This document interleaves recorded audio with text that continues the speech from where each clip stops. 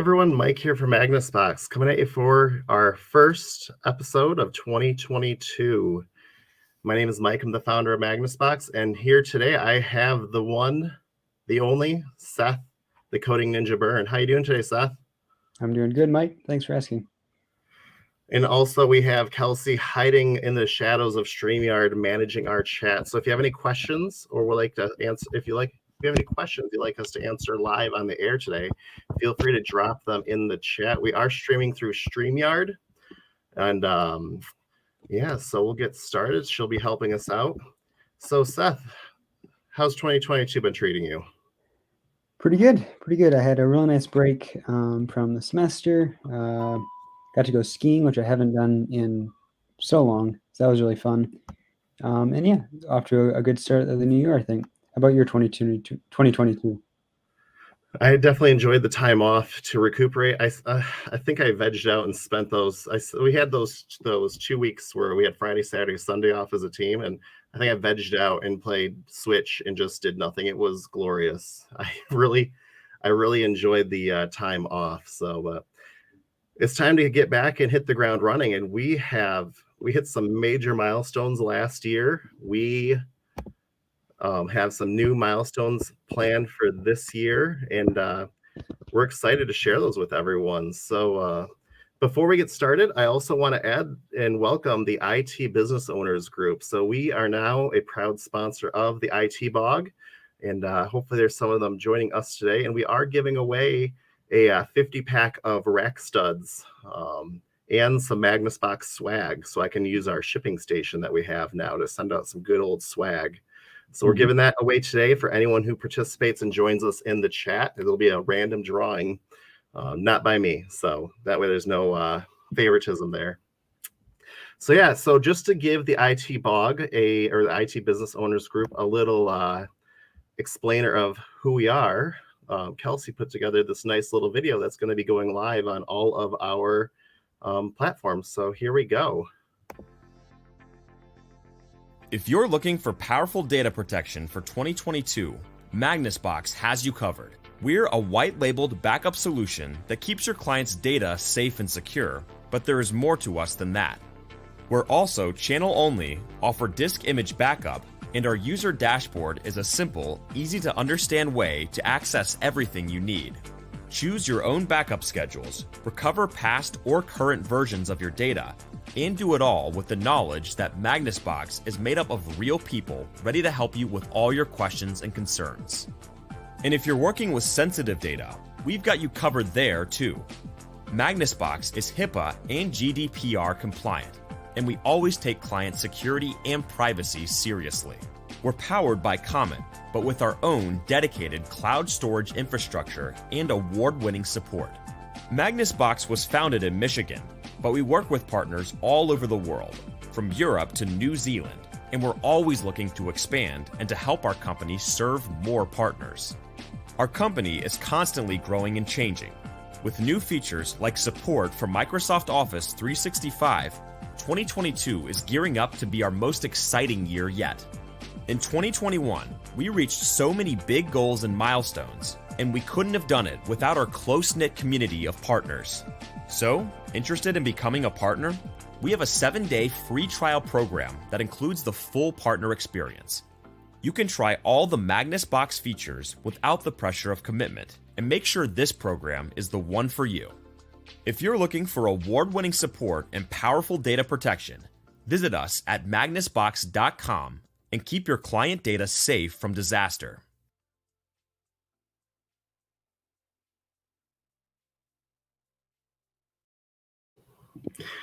So Seth, I gotta say, I'm probably biased. My favorite explainer video ever. It was really good. You really have a really good. You have quite the range there, Mike. When you did the voice overlay for that video, you sounded totally different. I do. You know, it's one of my many skills. Totally don't look at the credit card statement and see any charges on there for a voiceover service.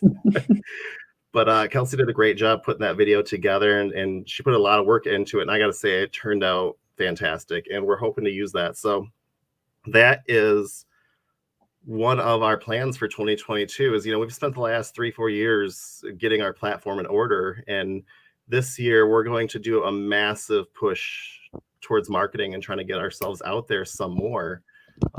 Referrals are great, but we also got to hit some other communities, and that's why we joined communities like the Mike Tech Show, MSP Unplugged, TechCon, IT Blog, and we're also partnering up with G2 to do some reviews as well, so we can actually use our partner reviews to benefit us. And so that's one of our big pushes for this year is that we're trying to scale, and at the same time we're trying to make sure that we maintain our relationship with our partners.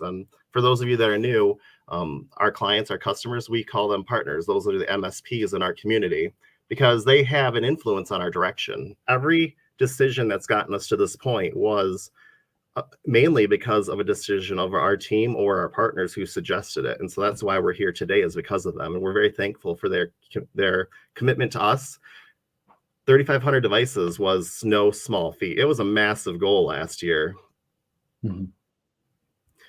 Yep. I mean, our goal, I think when we started 2020, or at the end of 2020, I believe we were at like, what, 1,500? And we set this massive goal. Something around that neighborhood. Yeah. So, but yeah, it's one of our goals for this year, is to just do some more marketing. So we appreciate everyone. So I don't see any questions yet. So let's jump on to our topics today. So Seth, what are our topics here? Well, I think we're focusing more on the 2022 overall, kind of looking ahead. Some of the goals, as you mentioned, marketing goals, as well as some of the major milestones that we accomplished last year. So overall, just kind of a year in review. Do you think that accurately summarizes it? Yeah. So I know like some of our goals for the platform for this year are to continue to streamline. We're continually trying to improve our partner experience as well. Yep. And so I think with Matt, we're kind of doing an internal review, or we've done an internal review. We just have to implement some of those changes, which include, security updates and such, as well as just organizational purposes to help keep us sane. And then also, as we discussed more as a team, kind of an outward-facing appearance, or outward-facing changes include the partner sign-up process. Our partner sign-up process has been long overdue for kind of an overhaul to make things simpler, faster, more expedient, and overall just a better experience. So that'll be kind of one of our major goals for this coming year. Probably won't see it until the summer months, just as Matt and I work on kind of cleaning up some of the existing infrastructure and implementing those security changes. But as the summer comes around, we'll be kind of looking forward to some of those more public changes. Exactly. And a lot of our changes are internal to try to streamline internal processes. So I see we have a question here.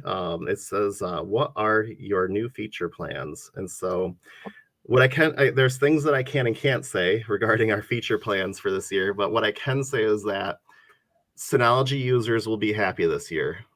I'm just going to leave it right there.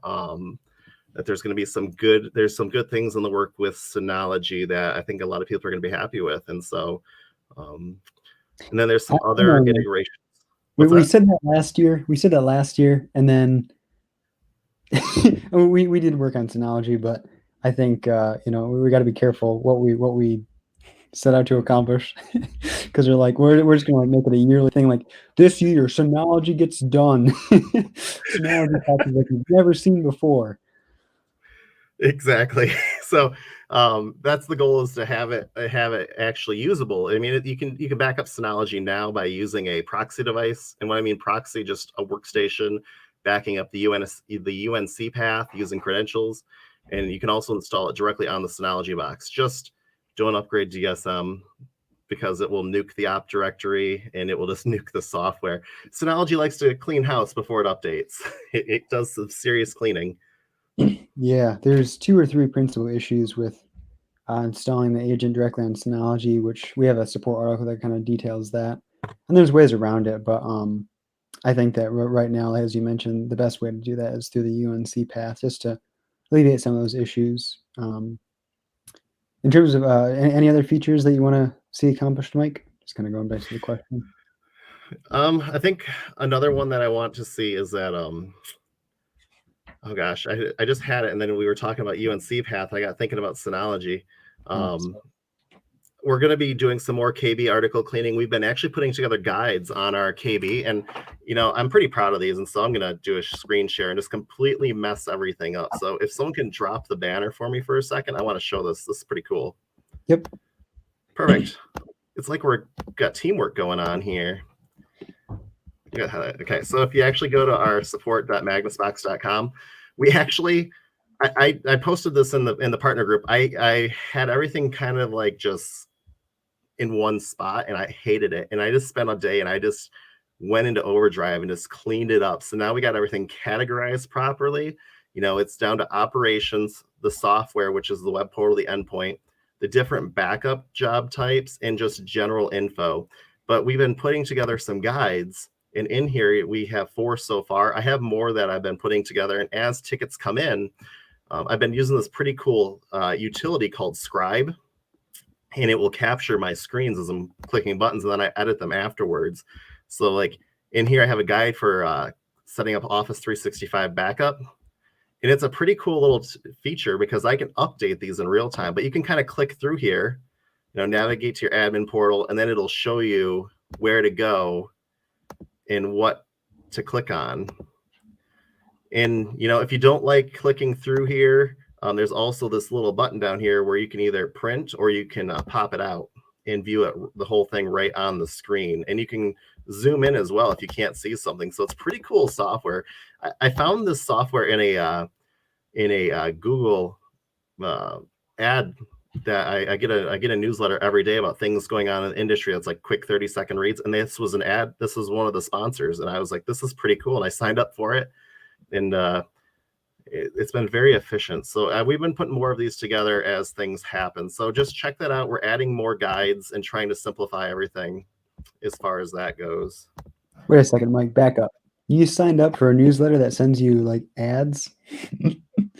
A Google ads newsletter? I forgot what it's called. It's called TLDR. I think it's Google TLDR. I could be wrong, but they're like 30-second clippings about a subject. And then if you're interested, you click in it and you can read it. And every day they have a different sponsor at the top. And the sponsor one day was like Vulture was one of them, and then Scribe. And it said, I clicked on it and I was like, this is pretty cool, because I hate the traditional way of trying to create a KB or how-to guide. So for sure. I think you like signed up for a newsletter with like a bunch of ads, but it's more of just like a quick summary of like what's trending on the internet type thing. I'm not that crazy, guys. I just read ads all day. I'm not a marketing person, so I don't look at that stuff. I'm sorry. So we have another question here. So it says here, a mobile app in the works, ? I would want to use the app to kick off manual backups when necessary and confirm backups.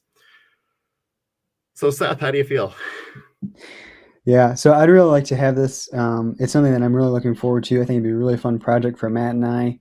Unfortunately, it's probably at least a year out. Some of the changes that Matt and I have outlined that we're planning to implement will help facilitate this, in a year's time as we re-examine it for 2023. But as of right now, it's still, there's a lot of groundwork that we have to do to kind of make this possible. And with other duties and stuff like that, I know there's some changes that Mike wants to make for the dashboard.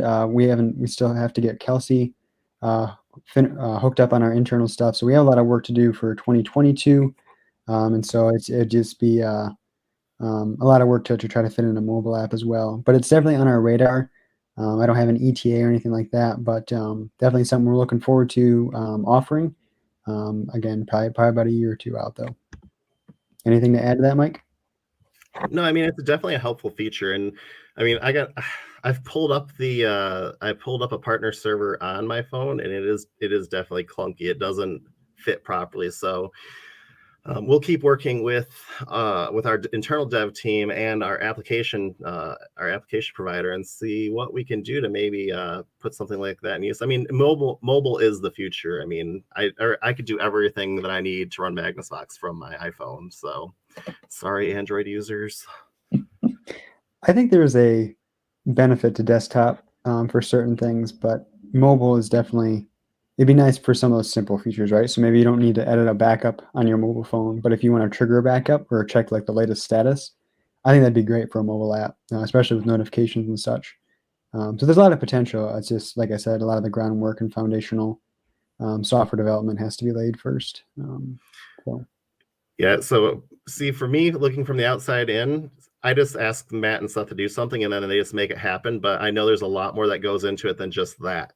So I'm not a programmer by any means. I specialize in server infrastructure and networks. There's a ton of jokes about like management and like the expectations they set for the software development team.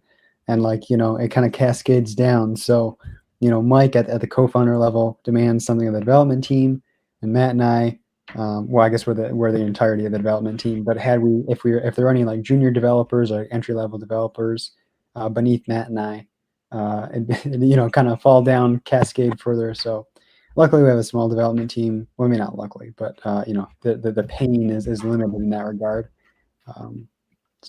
And I think you're pretty in tune with a lot of the technical aspects. I think anyone that works in tech has a really good understanding of the dangers of like an ETA, right? Because something always usually goes wrong, and so that kind of messes stuff up. So definitely. So I see we have another good question from Davis PC Help. Says here, with all the reports of MSPs getting compromised through online tools, what is Magnus Box doing to keep the bad guys out? And is there any way an endpoint protected would be compromised? We're gonna bring up and do a story time here. So let's gather around. Let's get the fire lit and have a little bit of a story time. So the tools are there. The systems are already in place to protect your clients' backups and their endpoints. With that being said, double checking, we have no problem with double checking your security settings. Two-factor everything. We wish there was a way to force two-factor when you log in, and we're hoping that'll be a feature coming where any new admin account is forced to use two-factor, because we see a large number of servers that do not utilize two-factor. Now, here at Magnus Box, we have admin accounts to all of our servers that we manage. All the passwords are different. All the two-factor codes are different, just for security and HIPAA compliance. And we force that on our internal tools to have that two-factor. Now, Seth will attest that every now and then I run a random vulnerability and threat assessment against our infrastructure, and I try to catch any vulnerabilities because, development is a very tricky process. And we were planning on doing more vulnerability assessments against our own internal tools that we're developing as well, because those could be an attack vector. In fact, I ran one recently, and I inadvertently, it kept triggering the email because whenever Seth and Matt do the billing at the end of the month and verify our accounts, an email gets sent out to me notifying me, hey, they're done with billing. I can now proceed and finalize it. Well, this vulnerability assessment that I was running against it kept notifying me nonstop that the billing was ready for me to verify it. And I'm like, what the heck, guys? And then it turned out that this script was in a low security area because it wasn't essential. It was a low risk for anything. But this vulnerability tool that we were using kept triggering the notification to email me that billing is complete. So it was we catch things, and we're continuously checking that as well. And eventually we'll probably have someone professionally try to compromise our system as well, because there are services out there that do that. We did have an incident last year where a MSP, they had the security disabled on the endpoint and the backups were deleted, and then a ransomware attack occurred. We've been very transparent about that. We did follow all of HIPAA's rules and regulations regarding that incident, along with notifying our HIPAA compliance provider. And that's why when we provision a server, there's default policies built in. Now, those policies are best practices that we feel are going to secure your clients' backups. If there's a setting in there that you have a question about, don't just disable it. Reach out to us and ask us, and we can clarify. Because what happened is they took over for another MSP, but the previous MSP had left RDP open to the internet, the remote desktop protocol. Bad actors accessed this medical office, were able to get into a computer, sat there and doing research, and discovered that their backups were there. And because the Number one, they didn't have it where the software is locked when a computer is booted. And number two, they didn't have deleting data from a storage vault restricted. They had those options enabled where you could delete data, where you could access the endpoint interface without a password. The bad actor did research, deleted the backups, and then immediately ransomware the entire medical office. It was a mess. We were very transparent, and we worked completely with legal, and that's why we're being very cautious about what we say as well, because we don't want to cause any additional problems. But it's just things like that. Work with us. We will work with you to make sure that your clients' backups are secure. I rambled, Seth. Is there anything you want to add to all of our security and our infrastructure? No, I can. I just had my web dashboard up. I could show where that policy page is specifically, if you're okay with that, and just kind of let's see if I can pull it up here without messing too many things up. That's how I feel every time I hit the share button. I'm like, is it going to disconnect the stream? And then are you able to disable the overlays for me? I think they're already disabled. Oh, I can disable them. There we go. Teamwork. Right. So this is one of my my personal portal here. Is my device. And so those security settings Mike was mentioning are under accounts and policies. And by default, we set up a default policy for all new partner signups. But if you created more policies manually, those will be here as well. And so two of the main security settings that you want to make sure that you have enabled in here. The first one falls under storage vaults and prevents the endpoint from deleting a storage vault. That's setting number one. And setting number two is down here in the other section. You're going to prevent the user account, so the endpoint software, from manually deleting backup snapshots from the storage vault. So those two ones are the principal settings that will prevent data from being removed in the event that it's been compromised. Anything to add, Mike, while I'm in here? Nope, I think that's everything I see. Can you scroll back down for me, Seth? Yep. Yep. So yeah, definitely. There's a one there. Oh, the bottom one there that says always require password to open the application interface. I highly recommend that one as well. Yep.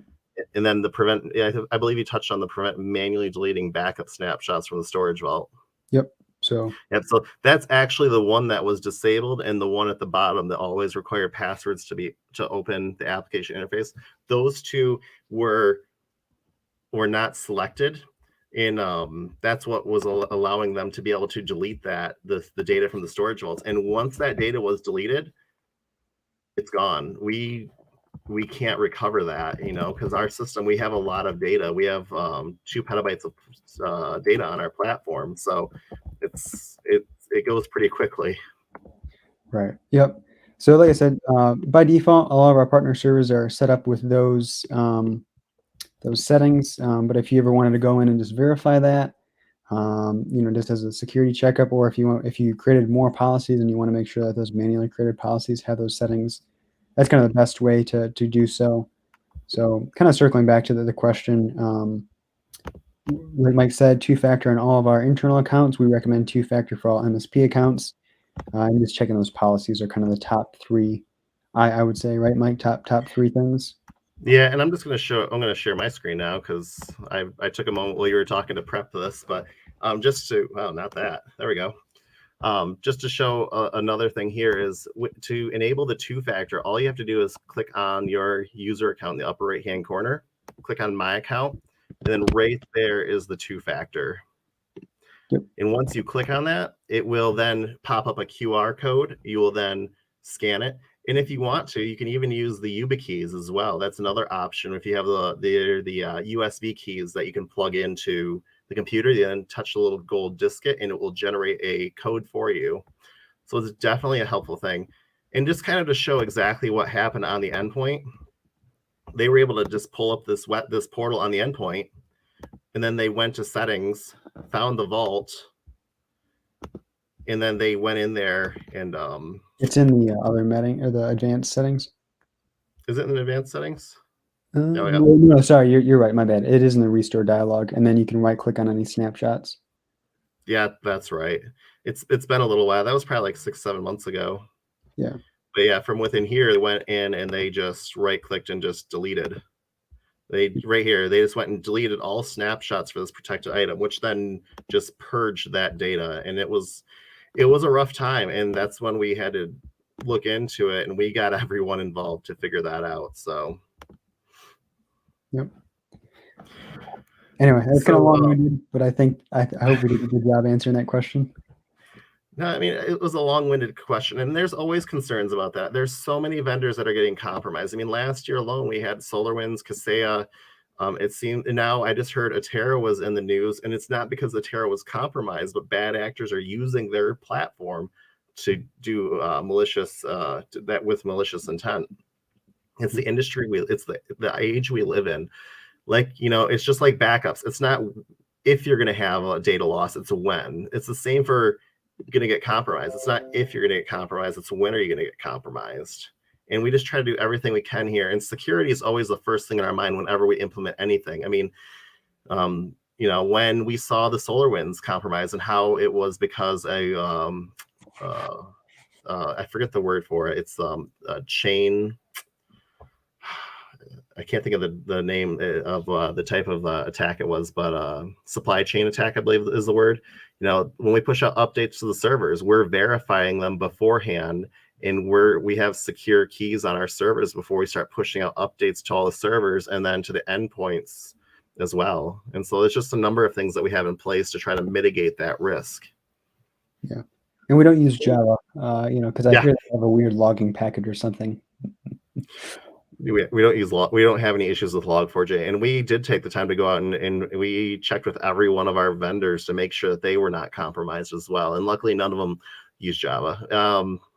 Magnus Box is not built on Java. Yeah, I really like Java, but I don't use it a whole lot, mainly because we don't use it here. So, and yeah, but poor Java's having a bad time. I like that. Oh, so yeah, we have a lot. So we just also and I'm not sure if I told everyone this, but we did just renew for TechCon Unplugged 2022. We don't have any official advertising for that yet, but I know it's in Chicago again. I talked to Paco, one of the organizers of TechCon, and he was telling me that it's going to be in Chicago again this year. Yep, should be fun. Going again, Seth? Yeah, I think so. If it's in September or around that time, I can usually find some time to make a trip to Chicago. Yeah, so it's going to be September 16th through the 18th, and you can find information on that on techconunplugged.com. And then I also seen on IT Business Owner Group's website that they actually have a tech convention cruise. So we may have to expand our advertising budget this year to have a little more fun. Yeah, I seem to recall, Mike, that you said that would be exclusive to founders only. It probably is. Tracy and me will be going on a cruise and sponsoring. We'll just let you guys handle all the tickets, okay? So, I think the only thing other that I want to talk about today is that you can actually restore a single file from a disk image. That was one of the tickets that we had last week from our good friend Barry. I'm pretty sure he's probably hiding in the chat here somewhere, hopefully. I know he just messaged me, so either he's telling me I did something wrong or... Yeah, nope, he did not. Yeah. I was hoping he was telling me I was doing something wrong, but yeah, so we can actually pull a single file from a disk image backup. It's not advised because you still have to restore the whole image, but you can restore it to your desktop or an external drive and then pull the image or pull the single file using 7-zip. We're hoping to have it where you can actually mount the disk image file going forward in the future and then pull a single file without 7-zip, but it is a way to try to simplify that process as well. Yep. But yeah, so any other topics we want to discuss today, Seth? Coffee, MSPs? And just one of the other goals that we had, I know that we talked briefly, Matt's been working on, is kind of cleaning up our website a little bit. Did you want to talk a little bit about that? Yeah, so we have a lot of changes coming this year, and one of them is we're going to be updating our website. We're going to try to make it a little more user-friendly. Don't get me wrong, I love I love our website. I think it's very flashy. I think one of the number one complaints that I get is that it's a little too flashy, which is what I asked the web developer. I was like, I want us to stand out, and we are, but it also isn't helping people get the information that they want.